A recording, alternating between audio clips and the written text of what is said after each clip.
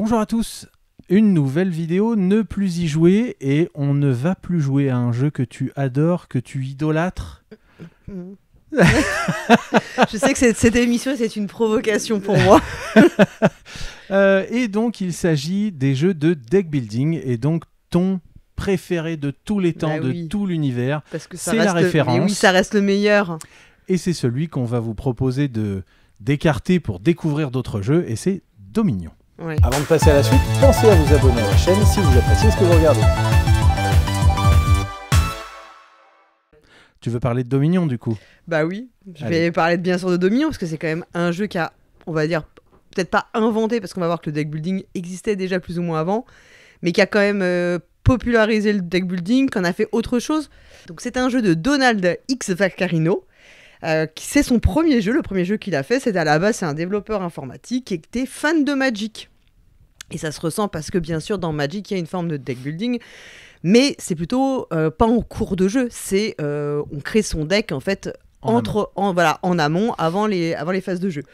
Et donc il était totalement inconnu quand il crée Dominion. Ou Dominion, selon la prononciation qu'on va choisir, et à tel point qu'on a même cru que c'était un pseudo. Parce qu'il y a eu des jeux comme ça où l'auteur en fait a sorti des jeux sous pseudonyme, donc c'était le cas pour Saint-Pétersbourg, et on a pensé longtemps que c'était quelqu'un d'autre en fait, et c'est quand il a eu, parce que Dominion a eu le Spiel en 2009, c'est un jeu de 2008, et ben il est monté sur scène et on a pu constater que c'était une vraie personne. Voilà. Et quand au départ il l'avait proposé donc à Wizard of the Coast, le jeu, qui n'en a pas voulu, puis ensuite il l'a proposé à Rio Grande, et en gros il est arrivé en leur disant bah voilà, j'ai inventé un jeu qui va révolutionner qui va révolutionner le secteur ludique. C'est un peu présomptueux, oui, mais on peut dire qu'il avait vu juste. Ouais, voilà, il avait vu juste. Et en gros, ils ont mis tout en stand-by pour sortir le jeu et les extensions, parce qu'il y a beaucoup d'extensions à Dominion. Beaucoup trop, je dirais. Il y en a qui sont peut-être plus ou moins dispensables, mais ce qui est vrai, c'est qu'en fait toutes les extensions elles existaient déjà plus ou moins dès le début, quoi. Donc en fait il a travaillé direct sur les extensions et tout. Alors je le disais, en fait le deck building ça existait tel qu'on le connaît dans Dominion, un petit peu dans un jeu je crois que c'est un jeu de Kore Konietzka qui est, je vais pas retrouver le titre évidemment, si Starcraft The Board Game, et il y avait apparemment une toute petite partie de deck building déjà à la Dominion dans ce jeu-là. Donc c'est pour ça que Dominion n'invente pas, mais clairement c'est celui qui l'a popularisé, on le connaît tous grâce à ça. Et donc après ça quand même Donald X. Vaccarino aura aussi un deuxième Spiel des Jahres avec Kingdom Builder, voilà. Et après il a fait d'autres jeux, mais c'est plus anecdotique, en fait c'est vraiment ceux qui sont restés. Donc le deck building, c'est la fameuse construction de paquets, c'est-à-dire et dans Dominion on a des cartes qui nous servent à faire des actions, enfin on peut faire une action, et on a des cartes avec des effets qui nous permettront d'en faire de plus en plus ou pas, et on peut ensuite acheter d'autres cartes, et le but c'est d'avoir, c'est une forme de course puisqu'il faut récupérer le plus rapidement possible les cartes qui rapportent le plus de points. Tout à fait. Voilà.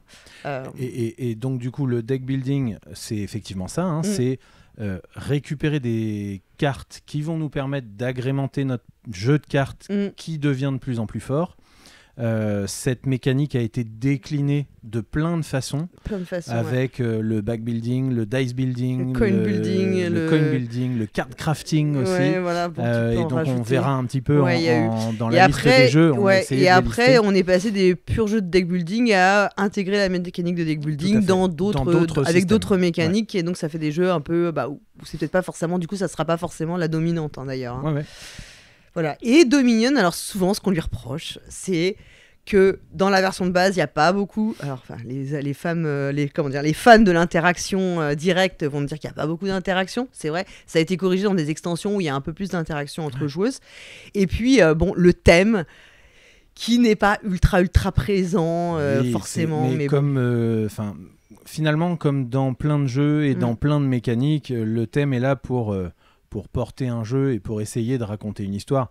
La mécanique de Dominion, en fait, c'est vraiment le deck building au plus essentiel. Oui, voilà, c'est vraiment, il n'y a pas de fioriture autour, on a ces 5 cartes. Ça marche super bien. Ah bah oui. Ça marche super bien. Je comprends pourquoi tu n'as pas envie de le laisser de côté, mais... Je l'aime beaucoup parce qu'il est très simple. Exactement. En fait, hyper accessible. C'est très. Il y a vraiment une règle. Enfin, il y a 2 règles. C'est une action, un achat, en gros. Et ensuite, après, tout est dans le plaisir des effets des cartes. Et ça, forcément, ça veut dire que pour bien y jouer, c'est mieux de connaître un peu les cartes, c'est mieux de connaître un peu les synergies. En plus, dans Dominion, tu vas choisir, tu as plein de cartes, parce qu'en fait, tu vas avoir un marché. C'est une des particularités aussi, c'est que tu as un marché de cartes que tu peux acheter. Donc, c'est des cartes ça peut être aussi de l'or. Tu vas pouvoir acheter de l'argent qui te permettra ensuite d'acheter encore de meilleures cartes. Tu vas pouvoir acheter les fameux points de victoire, c'est les provinces, les duchés, les blabla. Et puis tu vas avoir de nouvelles cartes avec de nouveaux effets. Et c'est vrai que ce qui est agréable, c'est que tu vas pouvoir choisir à chaque fois, dans chaque début de partie, tu choisis le setup que tu veux mettre et tu vas pouvoir aussi expérimenter les synergies entre les différentes cartes. C'est effectivement ça qui est assez incroyable et c'est souvent du coup des jeux qui ont une courbe d'apprentissage qui est assez élevée parce que quand il y a une quantité de cartes et donc de possibilités dans le jeu, nécessairement, tu peux pas te faire une idée après une partie. Tu as une idée de la mécanique et du fonctionnement, mais il faut essayer de le tester un peu plus longuement parce qu'il y a plein d'actions et d'interactions. Il y a plein d'interactions. En fait, il y a beaucoup de choses qui font que quand tu joues la première fois, tu ne connais pas forcément bien les cartes, tu ne connais pas bien les synergies. Donc tu te rends pas forcément compte que c'est quand même un jeu de course en réalité parce que la partie s'arrêtera si on a épuisé trois tas de cartes du marché ou si on a fini par prendre toutes les provinces qui rapportent le plus de points. Et donc c'est un jeu de course et ça c'est souvent quelque chose qui est oublié. Et puis t'as tendance à vachement acheter parce qu'au départ tu veux améliorer, mais il y a un moment il faut arrêter d'acheter parce que plus t'achètes, plus t'as de cartes, moins tes bonnes cartes reviennent. Ouais, tout à fait. Et comme dans le jeu de base t'as pas tellement de moyens je pense que t'as pas trop de moyens d'épurer ton deck. Énormément de quoi défausser, oui je suis d'accord. C'est dans les extensions que t'as plus le moyen de donc épurer son deck, ça veut dire retirer les cartes faibles au bout d'un moment pour pas qu'elles t'encombrent ta main parce qu'en fait elles ne te servent plus à rien. Moi j'ai déjà vu plein de parties où tu te retrouves avec un tas de cartes et tu dis ah non mais en fait là il faut toutes ces petites merdes que j'ai achetées en début de partie je trouvais ça cool mais il y a un quart d'heure mais là c'est en train de en fait ça me plombe. Donc parce que tu fais plein de tours où tu n'as plus assez d'argent pour acheter les grosses cartes, tu n'as plus assez ton argent de pouvoir revient pas assez vite et donc ça revient pas comme et c'est vraiment un jeu où dans la partie tu sens qu'il y a un point de bascule où tu dois passer à autre chose en fait. Tu dois pas juste, tu peux plus te concentrer sur ton deck à améliorer. Il faut que tu te concentres vraiment à être super efficace et rentabiliser tout ce que tu as fait et vraiment aller à l'essentiel. Donc plus que ne plus y jouer en fait, c'est jouer à Dominion pour découvrir la mécanique. Mais oui. Et on va l'agrémenter avec plein d'autres... Et vous allez jouer avec plein d'autres jeux qui sont très bien, mais vous verrez qu'ils ont compliqué un peu les choses. Et quand vous rejouez à Dominion, vous dites qu'est-ce que c'était bien en fait. C'était élégant, c'était simple, c'est épuré. Voilà. C'est simple, c'est épuré, c'est facile à mettre en place et ça marche très très bien. Alors il y a eu beaucoup de jeux de deck building qui sont sortis dans la foulée. Alors je pense qu'il y en avait qui étaient déjà plus ou moins en préparation parce que ça peut pas être dans les plus connus. Il y a Thunderstone. Je sais qu'il y a Arctic Scavengers auquel je n'ai jamais joué mais qui a l'air trop bien. Non plus.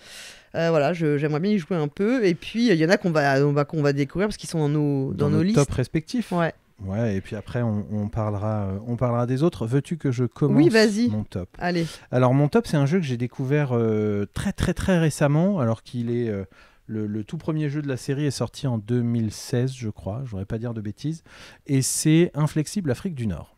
Inflexible Afrique du Nord, c'est donc un jeu de la gamme Inflexible. Le premier, c'était Inflexible Normandie.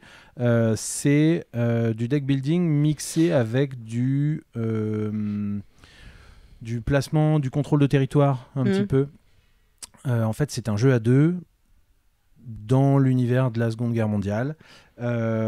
Et il y a une vraie contrainte. Alors, c'est du jeu à mission aussi, c'est-à-dire que tu vas installer des plateaux qui vont définir le lieu sur lequel tu vas jouer, et tu as, en fonction de la mission, différents types de personnages et de véhicules qui vont te permettre d'atteindre ou pas ta mission. Je l'ai dit, c'est un jeu à deux. C'est extrêmement bien foutu. La mécanique de deck building est pareil, ultra simple. C'est vraiment le deck building à son plus essentiel aussi. Et en fait, les cartes te permettent de jouer tes personnages. Et donc, tes unités, en fait. Tes unités, exactement. Et tu vas pouvoir les déplacer, tirer, motiver les troupes, etc., etc.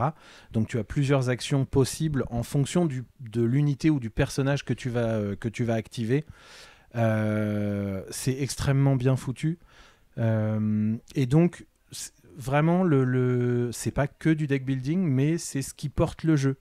Parce que sans les bonnes cartes, sans les bonnes unités, tu ne peux pas faire les explorations, tu ne peux pas attaquer ton adversaire, tu ne peux pas faire ce que tu as à faire pour ta mission. Et donc évidemment, tu peux agrémenter ton deck, puisque c'est le principe du deck building. De nouvelles unités. Alors, c'est pas des nouvelles unités, en fait, c'est les mêmes unités que tu vas multiplier, en fait. Okay.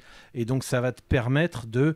Par exemple, si tu n'as qu'un éclaireur, ton éclaireur, tu peux le jouer une fois, et puis le temps qu'il revienne, c'est un peu problématique parce que tu as besoin d'avancer sur la carte, et donc tu as besoin d'autres éclaireurs. Okay. Et c'est comme ça que moi j'avais joué à Inflexible Normandie, donc qui est de la même équipe, donc c'est les auteurs, c'est Trevor Benjamin et David Thompson. Et moi ce que j'avais trouvé, c'est que le deck building thématisait, enfin le deck building se prêtait vraiment bien au thème. Oui, complètement. Et en fait tout ce que tu fais te paraît super cohérent. Oui. Thématiquement. Ah, c'est exactement ça. Et ça, c'est une grande force parce que de ce fait, tu as vraiment l'impression, quand ça cadre, quand la thématique et la mécanique collent parfaitement, en fait, tout est logique dans ce que tu fais. Tu te poses pas de questions métaphysiques, il y a pas de... Et donc, c'est presque quasi, tu joues de façon très instinctive. Et effectivement, comme tu l'as dit, c'est un jeu de joueuse avec un thème militaire.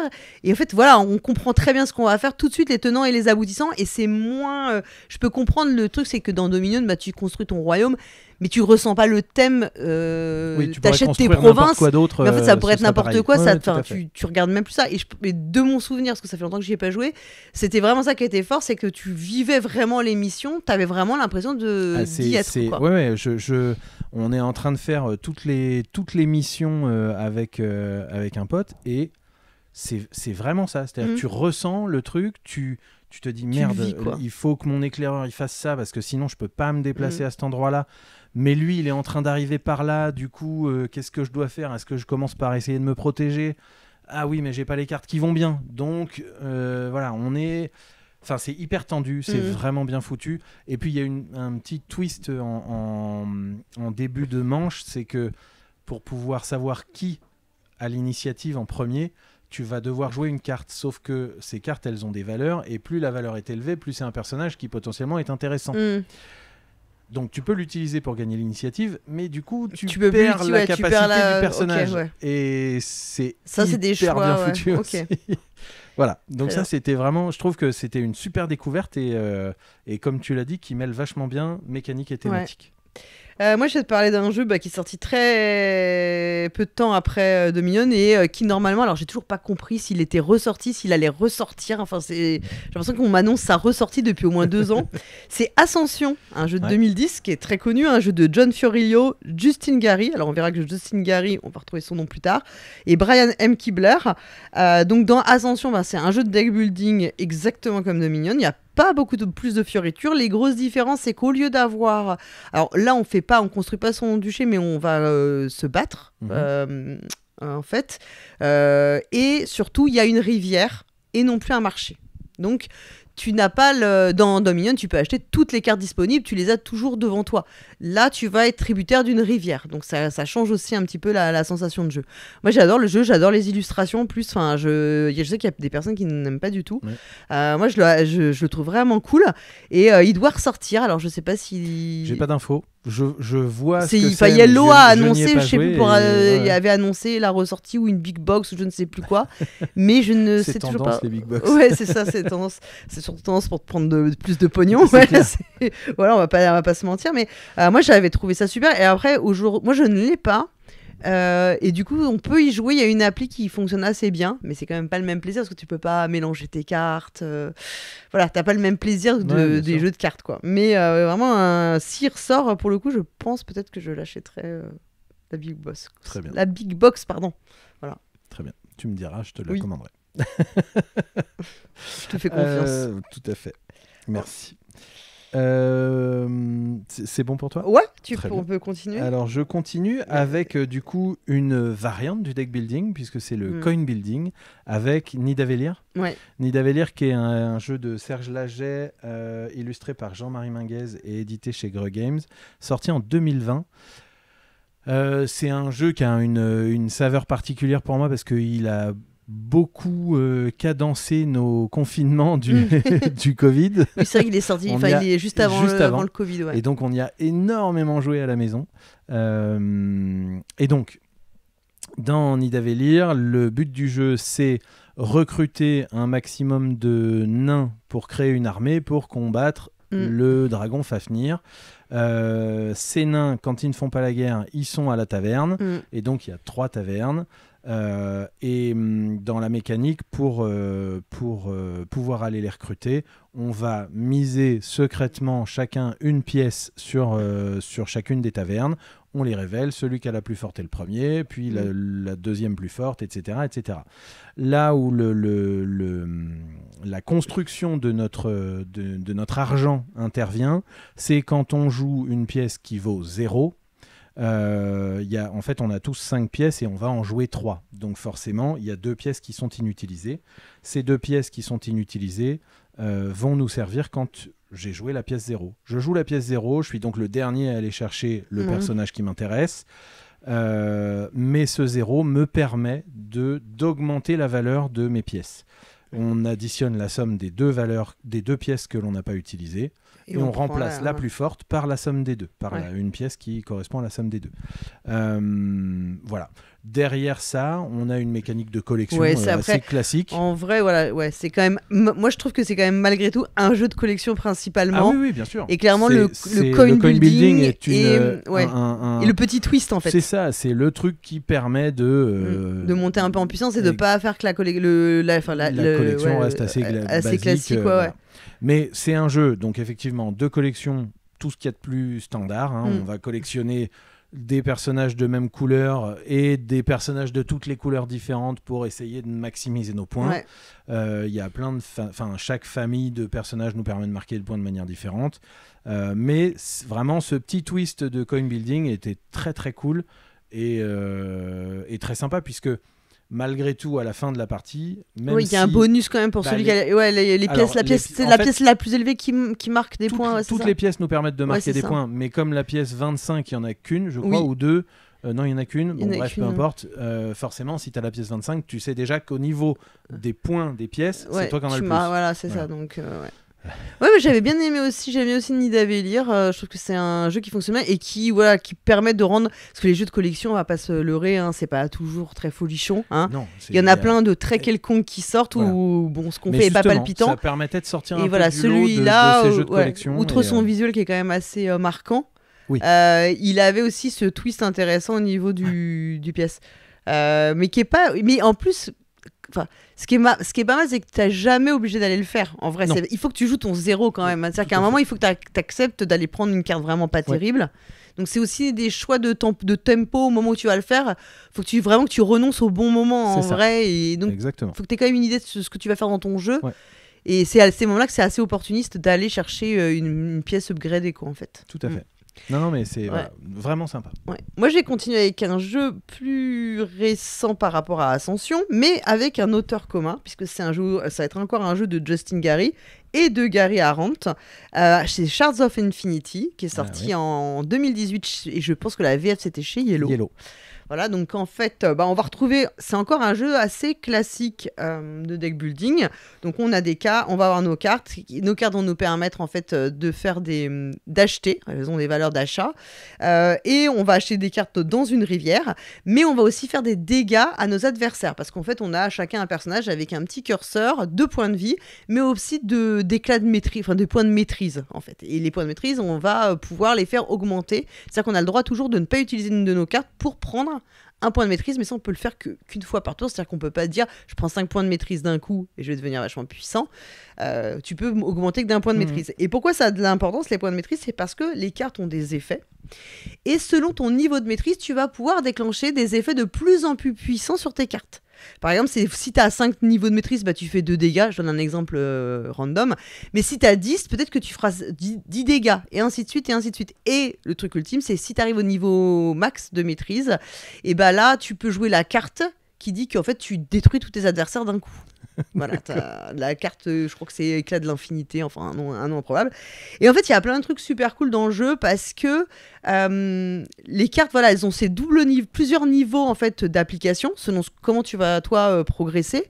Donc ça, ce qui est pas mal parce que quand tu vas aller les chercher c'est une rivière. Hein. Quand tu vas aller les chercher dans la rivière, faut bien que tu réfléchisses à c'est pas juste l'effet immédiat qui va t'intéresser, c'est aussi après. Tu peux aussi avoir des synergies. Par exemple, tu as les cartes, elles ont je crois qu'il y a 4 factions. Si tu joues au même tour, plusieurs factions de la même couleur, il y a des cartes qui vont avoir des synergies entre elles. Donc, elles vont être plus puissantes si tu as déjà joué une carte verte dans le même tour. Tu vas pouvoir récupérer des champions que tu vas poser, tu vas garder devant toi. Tu vas pouvoir prendre t'as des cartes qui te donnent des boucliers, qui vont te permettre d'atténuer les dégâts qu'on te fait.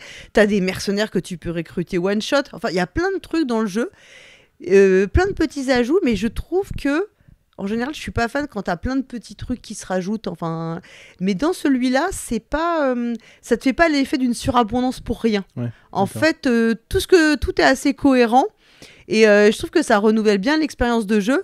Et puis, tu as ce côté, on va s'en foutre plein la tronche.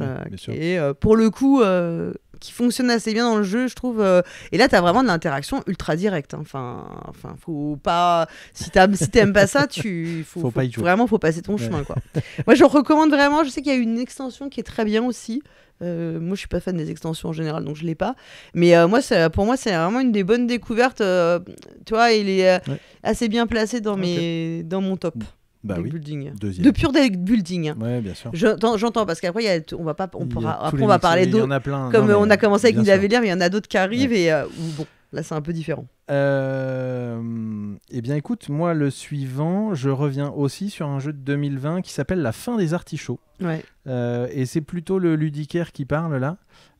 Donc La fin des artichauts, c'est un jeu de Emma Larkins illustré par Bonnie Pang et édité par Gigamic.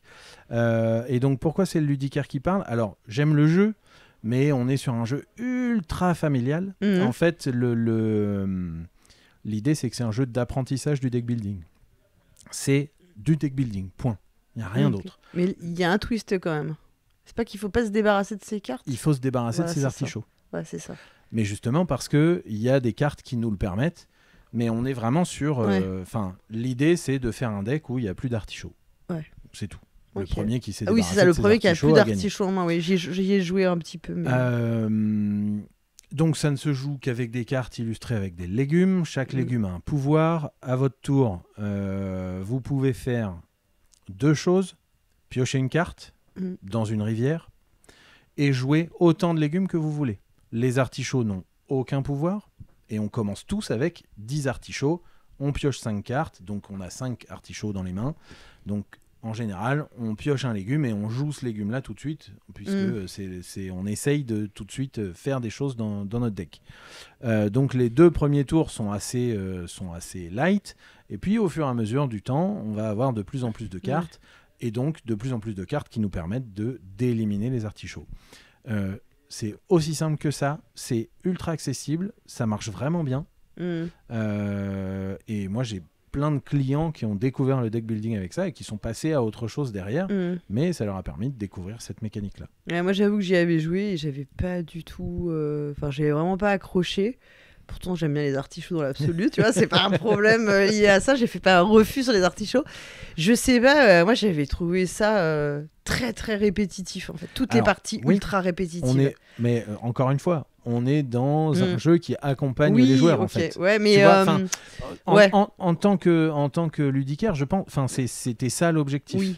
Je pense. Je pense que c'est peut-être l'apprentissage, mais en vrai, je sais pas comment l'expliquer. Je pense qu'il y a des jeux mieux qui font de l'apprentissage et qui sont moins chiants. Enfin, techniquement, Dominion pourrait le faire. Mais Dominion, on est sur un jeu à 40€. Et puis la fin des artichauts, on est sur un jeu à 15. Oui, puis je pense aussi que dans Dominion, il y a aussi le fait que tu choisisses tes cartes. Bon, après, il y a des setups. C'est sûr que si tu joues très peu, c'est beaucoup plus déstabilisant d'avoir la boîte de Dominion. Alors qu'en vrai, je pense qu'en termes de complexité, on est exactement au même niveau. Mais on est totalement d'accord. Mais comme effectivement, tu as plein de combinaisons possibles, il y a déjà au moins, 10 fois plus de cartes dans Dominion que dans la fin des artichauts. Oui, je pense que c'est presque psychologique en fait. Tu vois la boîte, tu vois toutes les cartes, tu dis il faut que j'en choisisse 10, faut que je choisisse 10 paquets pour le marché, oh là là. Même si effectivement tu as des configurations dans le livre de règles. Ouais, qui sont proposées. Mais en l'occurrence, voilà, c'est un jeu clé en main, 15 €. T'as tout ce qu'il faut pour découvrir le deck building. Il y a mieux. Je suis pas trop convaincu, Mais, voilà. Mais évidemment qu'il y a mieux, mais... Non, mais je comprends après l'argument et peut-être aussi avec les visuels que ça peut aussi attirer des plus... On est un peu mignon et tout. Ah bah oui, des légumes avec des yeux, forcément, ça fait marrer. Ouais, tout de suite. Moi, j'ai parlé d'un jeu qui a un thème qui me parle pas mal. C'est les tavernes de la vallée profonde, parce que c'est un jeu où on va boire de la bière quand même, j'avoue. En allemand, qui s'appelle Die Tavernen von Tiefenthal. Et tu remarqueras cette magnifique allitération qui est une spécialité souvent des noms de jeux allemands. Et on verra qu'il y en a un autre comme ça, du même auteur, avec une belle allitération. Donc c'est un jeu de Wolfgang Warsch. Tout le monde sait combien j'aime Wolfgang Warsch. Je trouve ce type absolument génial. Et la plupart de ses jeux sont vraiment quand même... vraiment top, jouer à Illusion, jouer à The Mind, enfin voilà, Illusion, vraiment un super jeu. Il est illustré par Denis Laushausen. Je suis un peu moins fan. Bon, il y a des persos, parce qu'il y a des serveuses qui font vraiment un peu caricatural. Avec, un peu trop stéréotypé. Il y a un petit peu stéréotypé les visuels. Je pense que c'est chez Schmitt en français. Ou d'ailleurs en allemand même.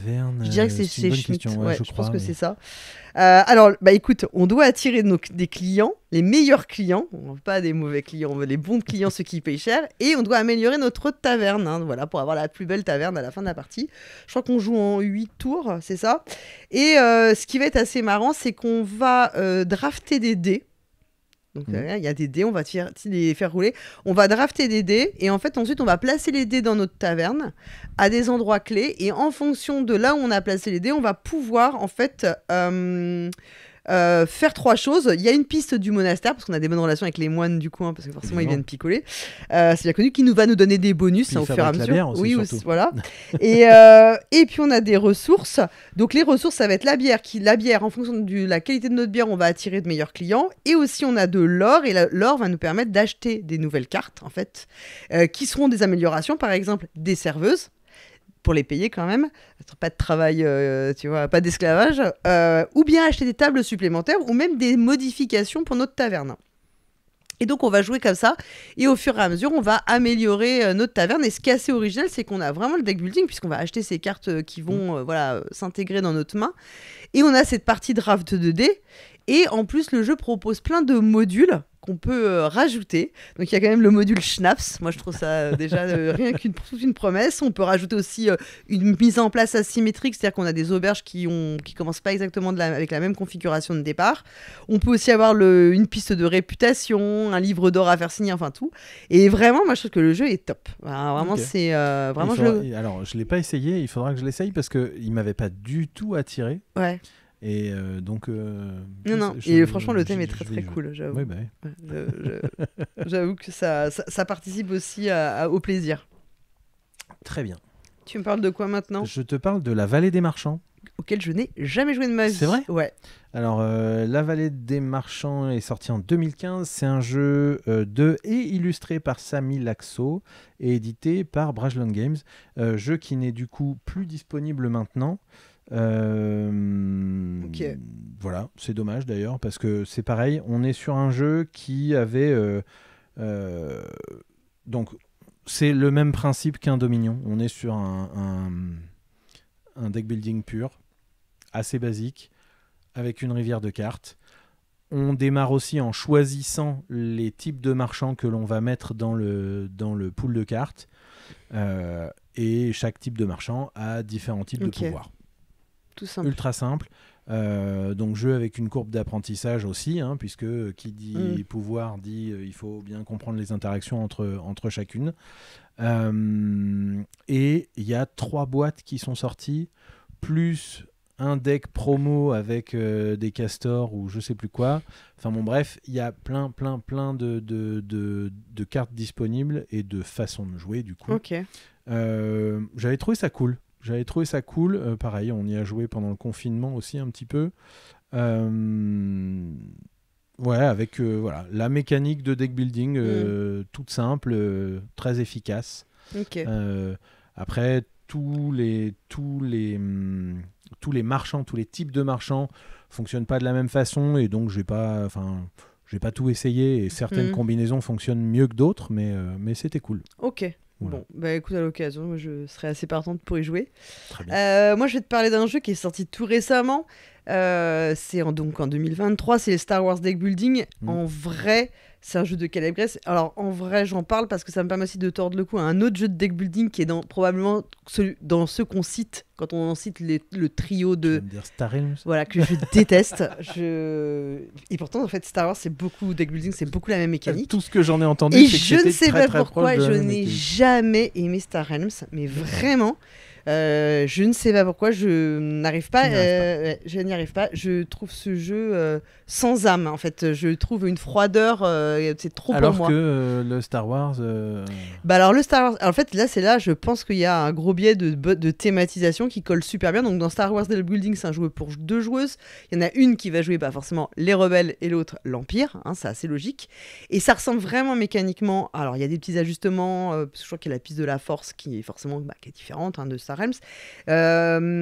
Ça reprend vraiment la mécanique de base, sauf qu'on a une rivière de cartes, mais selon qui on ne peut pas dans la rivière. Il y a des cartes qui sont réservées pour l'Empire et il y a des cartes qui sont réservées pour les rebelles. Donc, je ne peux pas les acheter si je fais l'Empire, parce que bizarrement, c'est toujours moi qui fais l'Empire. Hein. Je sais pas pourquoi, moi, quand je joue avec quelqu'un, on me file toujours le mauvais rôle. Donc, tu peux pas, si je fais l'Empire, je peux pas aller acheter les cartes. Mais ce que je peux faire, c'est que je peux aller détruire la carte disponible pour mon adversaire. Ça, c'est pas mal. Ouais.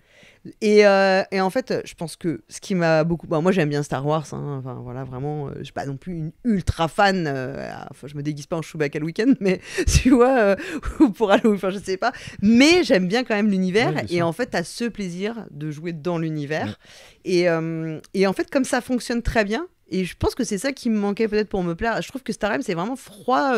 Pourtant, a priori, je m'en fous un peu des thèmes. Enfin, c'est pas ça qui va faire que j'apprécie pas le jeu. Ouais. Mais dans Star Realms, en fait, du coup, je trouvais pas trop de sens à ce que je faisais. Enfin, c'est peut-être quelque chose de cet ordre-là et qui passe bien, comme tu le disais, pour Inflexible, en fait. C'est ça. Où là, le thème... Alors, pourtant, tu vas me dire Dominion, le thème, au secours. Je ne sais pas pourquoi, ça me faisait pas le même effet, quoi. Peut-être aussi parce que c'est le premier auquel j'ai joué et que aussi, du coup, j'ai un attachement aussi. Après, mais c'est aussi ça, hein, c'est que malgré tout, il y a aussi la quantité de jeux avec les mêmes mécaniques auxquels on joue, et donc il y a d'autres moments où tu t'attaches à d'autres choses, et peut-être que là, c'est la thématique Star Wars. Ok. Et qu'elle est bien rendue, parce que tu pourrais avoir une thématique, mais mal exploitée. Qui ne sert à rien. Voilà, c'est ça aussi. C'est que là, ça a été bien pensé quand même. Il y a un effort.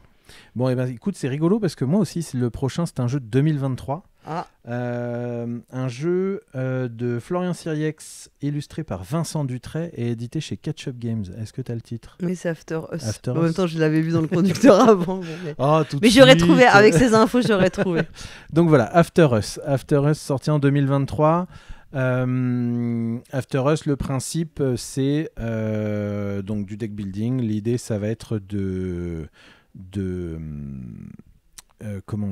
chaîner nos cartes pour essayer de récupérer un maximum de ressources, de pièces, de choses comme ça qui vont nous permettre d'aller récupérer des cartes plus puissantes. De singes. Exactement. Donc effectivement, After Us, c'est un univers post-apo. Et donc les singes ont repris un peu le territoire, la planète, quoi. Le twist vraiment sympa, moi ce que je trouvais cool, c'est vraiment cette histoire de chaînage, parce que donc en général dans un deck building on joue une ou plusieurs cartes les unes derrière les autres, on déclenche les pouvoirs et voilà. Là on joue toute notre main, on les positionne, ça fait des petits puzzles en fait, chaîner, exactement, et donc pour pouvoir créer des petits cadres avec à l'intérieur des informations qui correspondent à des ressources, des actions, des bonus, etc., en général, voilà. Et c'est ça que je trouvais super cool, parce que du coup tu joues toujours toutes les cartes de ta main, et une fois que tu as fini, tu défausses, tu reconstruis ta main avec ta pioche et tu attends ton tour suivant. Et c'est ultra simple. Qu'on aime la thématique ou pas, Vincent Dutray, c'est quand même super beau. Et en plus, je crois que la couve, elle avait été déclinée. Il n'y en avait pas eu plusieurs selon les pays, tu sais. Enfin, il n'y avait pas un truc comme ça. C'est très possible parce qu'effectivement, en France, Tour Eiffel. On voit la Tour Eiffel brisée. C'est un gros clin d'œil à la planète des singes quand même, on va dire. Exactement. Voilà. Je ne sais pas du tout si les couves avaient été déclinées, c'est très possible. En fait, il me semble avoir vu passer des couves alternatives comme ça. Le truc que je sais, c'est qu'il y avait eu un plateau joueur promo pour Cannes. Et donc c'est pareil, hein, ils sont illustrés avec différents lieux. Et donc on voit le Cannes avec le Palais des Festivals, etc. Donc c'était rigolo comme plateau promo. Voilà. Ok. Je sais que souvent les gens, quand ils en parlent, ils disent c'est pas vraiment un deck building, que la sensation de deck building elle est moins forte que dans d'autres jeux. Ce qui est vrai, c'est que ça va moins vite. En fait, il y a plusieurs. En fait, exactement. Et puis c'est un jeu en fait le deck building n'est pas central parce qu'il y a cette partie combinaison. Oui, et puis qui fait un peu puzzle, en fait, puisque gestion de ressources. Et puis surtout, c'est en vrai c'est une course parce qu'il faut C'est clair. Parfois dans le deck, mais je pense que c'est aussi un prisme parfois mauvais, c'est que dans le deck building on a l'impression qu'on se construit un petit moteur, alors qu'en fait on n'est pas dans des jeux à moteur, on est dans des jeux de course, et il faut vraiment être super efficace et être très vite rentable. C'est ça, voilà. Le deck building, c'est la rentabilité à tout prix et le plus vite possible. C'est faire le meilleur choix, t'as plein de trucs potentiels, t'as des cartes potentielles, et faut que t'arrives à faire le meilleur pool en fait, arriver à créer le meilleur pool et que ce pool là il soit efficace et qu'il revienne rapidement quoi. Donc, et je trouve que le sentiment de course, on le sent bien parce qu'il faut marquer des points assez vite. Faut pas traîner. Tu sais, dans une de mes premières parties d'After Us, j'étais en tête toute la très partie, vite. Et tu t'es fait remonter. Je me suis fait défoncer sur le dernier tour parce que ma dernière pioche, je récupère que des cartes de base. Je ne peux plus rien faire. Oui, donc tu n'as rien à rentabiliser, rien. Je me fais déglinguer parce que.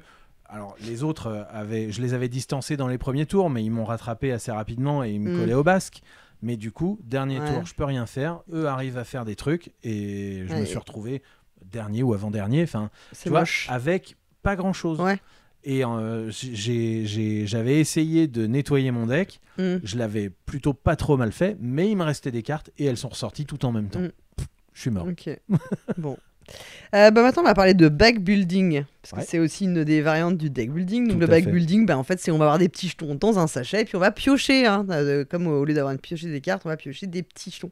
Alors on va parler d'Orléans, qui est un jeu que j'adore, un jeu de 2014 de Rainer Stockhausen, qui est illustré par l'exceptionnel Clemens Franz. La couve d'Orléans est absolument magnifique. Voilà, les gens qui disent que Clemens Franz c'est moche, vraiment allez voir cette couve, elle est sublime.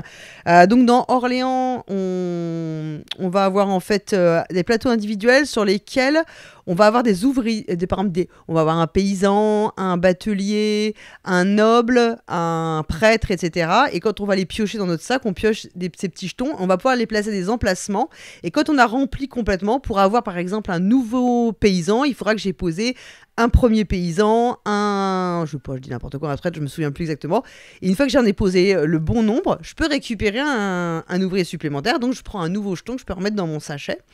Et progressivement, je vais avoir des mecs de plus en plus forts parce que le but, c'est d'aller les placer dans un plateau qui est les contributions en fait à la ville. Donc par exemple, on va contribuer aux grandes réalisations de la ville. Je sais pas, moi ça va être aider à construire les égouts. Je crois qu'il y a ça dedans, ça m'avait marqué. Et après, en revanche, les jetons que je vais aller poser pour contribuer, ce qui me fera des points de victoire, etc. Ils seront perdus. Ceux-là, je les récupérerai plus. Donc il faut faire très attention à pas se précipiter non plus et avoir assez de personnages qui te restent, enfin de petits jetons qui te restent pour continuer à aller faire des actions et de pas te retrouver complètement bloqué et plus avoir la possibilité d'aller chercher personne. T'as en plus une partie un peu voyage sur une petite carte où tu te balades dans la région d'Orléans, donc en plus comme ça tu peux réviser ta petite géographie de cette zone. Donc tu fais Vendôme, je sais plus, il y a plein de villes comme ça, donc ça, moi j'aime bien. Et où tu vas récupérer des petites ressources qui te permettent aussi de faire des points de victoire à la fin. Alors il y a des gens qui disent que c'est très chiant la mise en place parce que c'est vrai qu'il faut aller mettre les petites ressources. Moi je trouve pas du tout, mais en plus c'est hyper joli donc c'est hyper plaisant. Et tu as des événements, donc tu peux aussi acheter tu peux racheter en fait des cartes qui te font te donner des nouveaux emplacements ou te poser tes petits bonshommes pour avoir des nouveaux trucs. Et tu as aussi des événements. Et les événements qui tombent sur la gueule en général ils sont vraiment mauvais. Hein. Enfin c'est genre la peste, hop tu dégages un gars. C'est les impôts, hop il faut raquer. Enfin t'as plein de trucs comme ça. Fort. Ouais. Et franchement, moi, c'est un jeu que j'adore. J'adore y jouer. Tu n'as rien d'en parler, là, j'ai envie d'aller y jouer. Et vraiment. Alors, il a été après, je crois qu'il y a un autre, il a été redécliné en Altiplano, mais qui est moins bien. Alors, il y a Altiplano, effectivement, qui a repris. Et puis après, ils ont décliné avec d'autres mécaniques. Il n'y a pas eu un roll and write dans l'univers? Ah oui, ils ont fait un Jeanne d'Arc, c'est un peu le roll and write, mais je crois que du coup, je vois pas trop, je vois plus trop le truc. Bon. Et alors, si on veut parler de backbuilding, il faut aussi parler des charlatans de Belcastel. Donc alors en allemand c'est Die Quacksalber von Keldingbourg. Voilà, donc c'est là encore on a la fameuse allitération et c'est aussi un jeu de Wolfgang Warsch qui a été illustré aussi par Denis Lausen et donc je pense que c'est un jeu chez Schmitt et il a été Kennerspiel 2018. Oui, et qui ajoute en plus une espèce de notion de stop ou encore. Voilà, c'est ça. En fait, on va récupérer on en part avec des ingrédients qu'on va mettre dans notre sac qui est un peu notre chaudron et on va qui est pas notre chaudron, qui est notre sac d'ingrédients et en fait on va les piocher et les placer dans notre chaudron. Et sauf que si on en a 3 trucs blancs, ça explose. Et le but, c'est d'arriver à avoir le plus possible pour récupérer de nouveaux jetons, de nouveaux ingrédients beaucoup plus puissants. C'est avec donc le stop ou encore, le jeu est absolument génial. Enfin, c'est un super jeu vraiment avec à chaque fois qu'on fait. Moi qui dans les stop ou encore.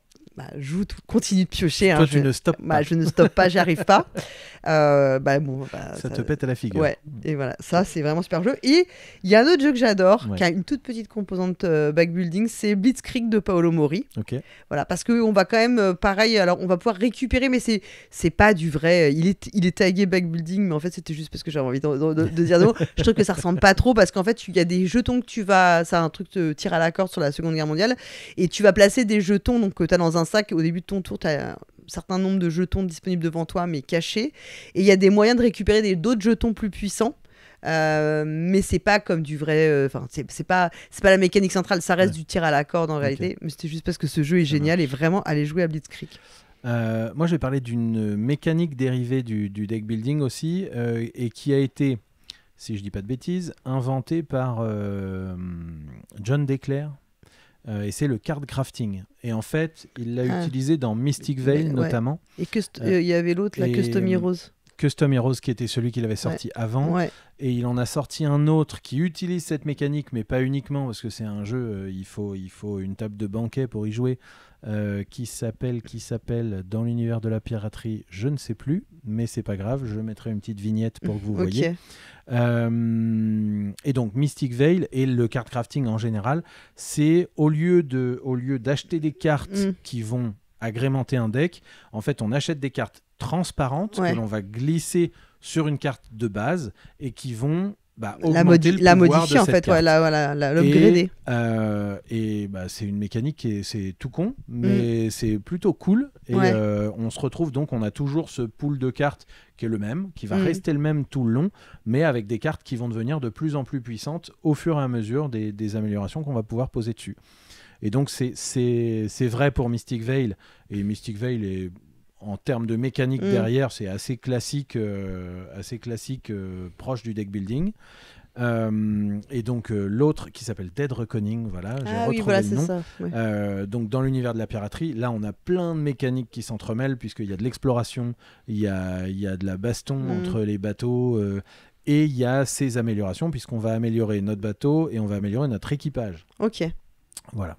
D'accord. Je pense que j'ai joué à Custom Heroes, ça c'est sûr, mais je pense que je n'ai jamais joué à Mystic Veil et tout. Ouais, je sais pas pourquoi, parce que sur le papier ça me plaît plutôt. Ouais, et puis mais j'ai loupé un peu le coche de ce jeu-là. Moi, je vais te parler d'un jeu qui reprend d'une grosse mécanique de deck building, mais pour en fait aller se placer sur un territoire. Et en fait, après, ça devient un jeu de majorité. C'est Les Tyrans de l'Ombre Terre, un jeu de 2016 qui est sorti il y a bien après, je pense, en France. Donc, un jeu de Peter Lee, Rodney Thompson, Andrew Venn et illustré par plein de gens. Et on est dans l'univers de Donjons et Dragons. Et donc, ça, déjà, bon, ben voilà, ça me titille direct quand je vois le jeu. Et franchement, c'est un super jeu. Et les jeux de majorité, c'est des jeux où moi j'aime vraiment bien, mais qui sont très difficiles pour moi parce que je trouve que c'est une énorme tension humaine pour moi les jeux de majorité. Et c'est vrai que là, alors, quand tu dis majorité, c'est contrôle de territoire. Oui, c'est-à-dire qu'en fait tu vas te placer dans des territoires et après c'est celui qui est majoritaire qui va ouais voilà c'est ça, enfin c'est dans ce sens-là plutôt. Oui, c'est contrôle de territoire si tu veux. Enfin voilà, il faut que tu arrives à placer parce qu'avec grâce aux cartes que tu vas récupérer, tu vas pouvoir placer dans des zones et tu peux aussi dégager les autres, il me semble. Et c'est sûr qu'après c'est celui qui aura la majorité dans la zone qui l'emportera et tout, et ça te fait marquer les points. Moi j'aime bien l'univers, donc forcément c'est facile. J'avais adoré Lords of Waterdeep qui était déjà un jeu dérivé de placement d'ouvriers mais dans l'univers de Donjons et Dragons et que je trouve excellent. Donc moi celui-là je le trouve tout aussi bon en fait dans son style. Exploration, c'était l'utilisation du deck building. En plus les cartes sont ultra cool, donc et ça fonctionne super bien. Et c'est pareil, tu vas pas jouer avec tous les mêmes sets de cartes à chaque partie. Donc, tu as la fameuse rejouabilité que tout le monde veut. En vrai, tu feras la même chose, hein, tu feras du deck building. Simplement, c'est sûr que ça va pas. Les sets de cartes donnent des. Peut être plus ou moins agressif, ça va donner des directions un peu différentes. Oui, ça change les stratégies. Ça va changer un peu les stratégies, mais voilà, un jeu que moi je trouve super réussi et j'ai l'impression que personne n'a trouvé. Enfin, personne n'a l'air de s'extasier plus que ça dessus. En fait, moi j'en avais pris à la boutique parce qu'on m'en a commandé. J'ai toujours une petite réticence avec les licences au départ. Ouais. Et les retours sont plutôt... Effectivement, t'es pas la seule que j'entends dire que le jeu est bon. Ouais. Donc voilà. En parlant de jeux de plateau qui intègrent une autre mécanique, il y a quand même une référence dans le deck building avec jeu de plateau et du déplacement, c'est Clank. Oui, alors moi je n'aime pas Clank. Mais ça reste. Ah, mais je sais que c'est un jeu qui est adoré, qui a une super cote. Voilà, qui a été décliné. Dans l'espace. Voilà, c'est ça. Au ski. D'ailleurs, je recommande surtout de ne pas jouer dans l'espace. Je trouve le plateau illisible, mais c'est un autre sujet. Mais oui, mais écoute, moi je n'ai pas aimé. J'ai joué 2 fois à Clank, je n'ai aimé aucune de mes parties. Je ne saurais pas dire pourquoi. Je sais pas, il y a un truc qui m'a vraiment, mais pas plu du tout dedans. Ouais. En fait je me suis emmerdée à mourir et alors après il y a le petit côté, mais ça c'est parce que moi j'ai aucun humour, il y a plein de blagues dans les cartes et tout, et moi franchement ça me saoule, ça me sort oui, ça te sort du moi jeu. Ça me sort vraiment du jeu et je sais pas, j'ai que deux mauvaises expériences sur ce jeu, mais j'ai Clank Legacy et je vais le faire très bien, au moins peut-être est-ce que avant la fin 2024 peut-être. Mais je t'en parle. Nous enregistrons cette émission fin septembre. On en reparle donc début donc voilà, je vous dirai quand je refais. Et j'attends beaucoup parce qu'on m'a dit que Clank Legacy était un des meilleurs Legacy qui existait. Donc vraiment, voilà, j'attends ça. Un des meilleurs Legacy qui existent, je ne sais pas, mais en tout cas, effectivement, il est très bon. Il a une bonne cote. Ouais, et l'auteur de Clank, c'est Paul Dennen. Et Paul Dennen, il a fait une autre référence de deck building qui mélange du placement d'ouvriers. C'est bien sûr, c'est Dune, Dune Imperium. Voilà. Est-ce que tu aimes bien Dune ? Non. Je fais partie de ceux qui n'aiment pas Dune. Ouais, c'est marrant, qu'est-ce que tu n'aimes pas du tout ?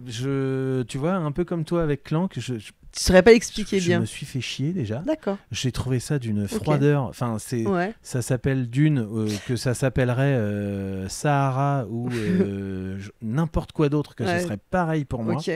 Tu trouves que c'est pas bien, ça rend pas trop l'univers ? J'en sais rien. Ouais, enfin, bon. ça... Parce qu'il y a beaucoup de... En fait, je l'ai trouvé très froid. Ok, d'accord. Et donc, du coup, forcément, très froid veut dire que le thème me passe à 15 000. Ok. Et voilà, tu places des ouvriers, tu gères ton deck, tu tapes sur les autres. Moi j'aime bien. Alors je sais qu'il y a beaucoup de joueuses qui n'aiment pas en raison des cartes intrigues qui sont très fortes et qui te retournent. Enfin, t'as moins de contrôle sur ce que tu fais parce qu'en fait tu sais pas ce que l'autre peut te sortir. Il peut te sortir des cartes de ma boule et c'est super random. Ouais. Mais moi j'aime bien ça dans les jeux. Et pourtant ça me dérange pas. Et toi ça c'est pas ça qui te dérange parce que souvent il y a beaucoup de personnes ils vont pas aimer cette partie-là. Non vraiment moi c'était moi ce que je trouve pas mal dans le deck building dans ce jeu-là, même si c'est pas la mécanique principale parce que ça reste quand même le placement d'ouvrier, c'est que les cartes tu vas les prendre, enfin elles ont vraiment plusieurs grille de lecture, parce que tu vas aller choisir soit pour les symboles, parce que les symboles c'est ce qui va te permettre, parce que pour aller placer ton ouvrier il faut que tu joues une carte qui a le bon symbole de l'endroit où tu veux aller, ou alors pour les effets qui sont sur le cartouche. Enfin, il y a toujours, quand tu vas choisir tes cartes, tu vas les choisir vraiment pour plusieurs tu vas avoir plusieurs objectifs en tête de comment tu vas choisir ta carte. Donc il faut que tu réfléchisses sur plusieurs plans. Je disais Shards of Infinity, mais Shards of Infinity, c'est moins... t'as moins posé de questions métaphysiques parce que c'est quand même un truc progressif. En fait, souvent, c'est le même effet, mais qui est juste un peu de plus en plus fort selon ton niveau de maîtrise. Là, c'est vraiment qu'il faut que tu penses à plusieurs choses en même temps. Ça, je trouve ça intéressant. Après, moi, je sais qu'il y a des gens qui sont fans absolus du jeu. Moi, je peux pas non plus... Enfin, j'ai du mal à comprendre l'engouement extrême sur le jeu, que ce soit... Voilà. Je trouve le jeu bien, mais pas exceptionnel, tu vois. Alors, tu vois, c'est rigolo parce que c'est souvent deux jeux qu'on compare, mais j'ai préféré Narak. Ouais. J'ai préféré Narak. Alors, en soi, ça n'a rien à voir, fondamentalement. C'est juste qu'on est sur deux jeux avec de la pose d'ouvrier et un peu de deck building. Et j'ai préféré Narak parce que, thématiquement, je trouve que ça marche. Dans Dune, je sais pas, j'ai pas accroché. Alors après, c'est peut-être aussi parce que je suis pas un énorme fan de la licence. Tu vois, je pense que ça aide aussi, ça doit aider, mais... Ça doit jouer. Mais voilà, bon. Narak, je trouve que dans Narak, le deck building, il est moins prononcé que dans... Et puis, il est valable que 2 tours, en fait. Dans Narak, il y a 5 tours, honnêtement, je trouve que le deck building, il est moins prononcé que dans Dune. Après, Narak, c'est plus effectivement du placement d'ouvriers et surtout, en fait, c'est vachement de conversion de ressources. Parce qu'en fait, il faut monter. Le fond, c'est quand même de monter sur la piste de recherche. Et ça, c'est de la conversion de ressources. Et là, en fait, c'est vraiment un jeu bien. Comment je vais me débrouiller pour arriver à avoir la bonne ressource qui me manque et exploiter au mieux ma main, effectivement. Ouais. Bon, du coup, on s'écarte. Oui, on s'est un peu écarté.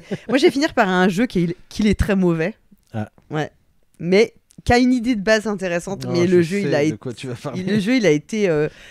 Pour moi, il a été complètement gâché. Et il y a des erreurs en plus, je crois, sur la première édition. Ah, c'est possible ça. C'est un jeu de 2021. C'est un jeu d'un petit inconnu qui s'appelle Richard Garfield. Ouais, c'est The Hunger.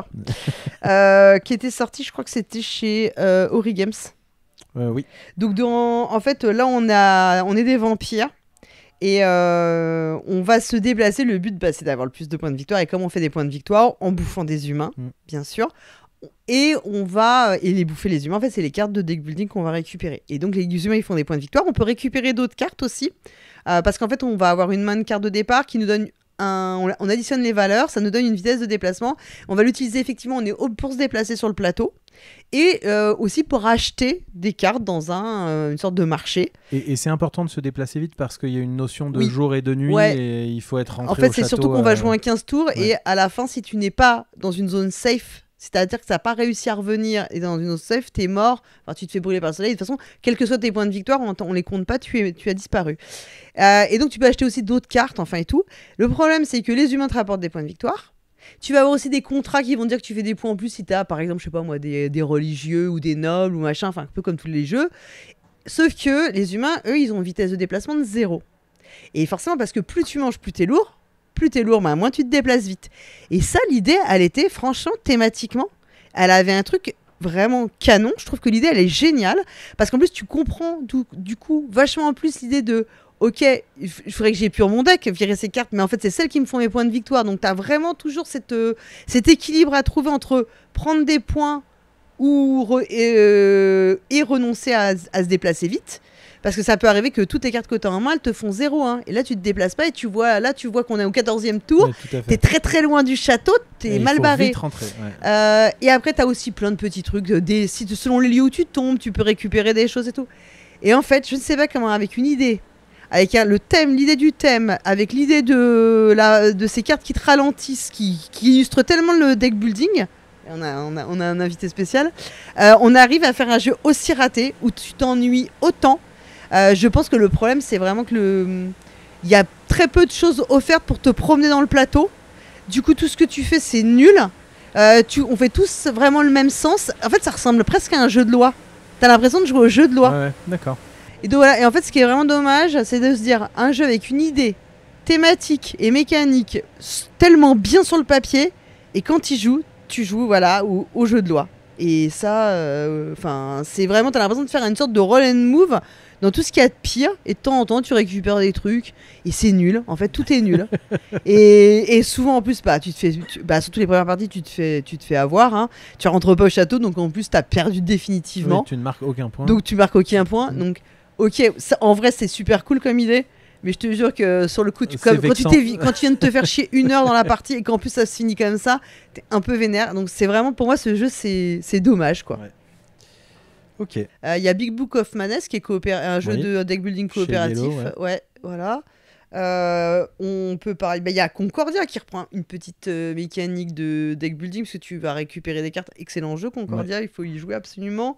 Il y a un excellent jeu de Martin Wallace qui mélange un peu du wargame et du deck building. Et alors là, vous allez rigoler quand je vais le prononcer parce que c'est A Few Acres of Snow. Bravo. Oh putain. Impeccable. Faut pas, hein, faut se préparer psychologiquement. Alors qui est excellent. D'accord. Mais qui est quand même un peu ardu. Hein. Ouais. C'est du Martin Wallace, quoi. Ouais, mais même c'est pas du deck, c'est du deck building. Enfin, c'est plus le côté wargame, je pense qu'il rajoute un petit peu de complexité dans les règles, mais c'est top. Moi, j'ai une histoire improbable sur la couvercle de cette boîte que je vous raconterai un jour. Parce qu'en fait, on me l'avait prêté pour raconter. On me prête le jeu. C'est un jeu qui est introuvable aujourd'hui, hein, et assez cher sur Ocaseo. Qu'est-ce que tu as fait avec cette boîte? Et un jour, bien sûr, grosse flemmarde, au lieu de monter sur une chaise pour récupérer un truc en hauteur, je tire comme ça, tu vois. Et la boîte tombe et la boîte s'ouvre. Mais le jeu n'est pas à moi. Donc, coup de bol, la personne à qui qui me l'avait prêté, je n'allais pas lui rendre tout de suite. Et j'ai cherché pendant des semaines à racheter et il n'y avait même pas d'annonce. Et j'ai racheté donc sur Ocaseo une autre boîte pour changer les couvercles, tellement j'étais honteuse. Voilà. Bon, on a fait quand même pas mal de jeux. Je pense qu'on a fait un beau tour de ce qui existe en déclinaison du deck building, en dérivé du deck building. En vrai, on pourrait faire 2 heures d'émission. Hein. Totalement. Parce qu'il y a encore plein de jeux auxquels on peut penser, qui réutilisent l'idée générale du deck building. Tout à fait. Et je pense qu'il y a encore plein de choses qui vont être créées dessus. Ah, il y a des chances parce que je suis très loin d'être en mesure de créer quoi que ce soit, mais je pense qu'il y a encore plein de trucs à inventer, choses à inventer autour. Voilà. Tout à fait. Voilà, on a parlé de plein de jeux. Merci beaucoup encore une fois, Paul Gara. Et à bientôt. À bientôt. Salut. Salut.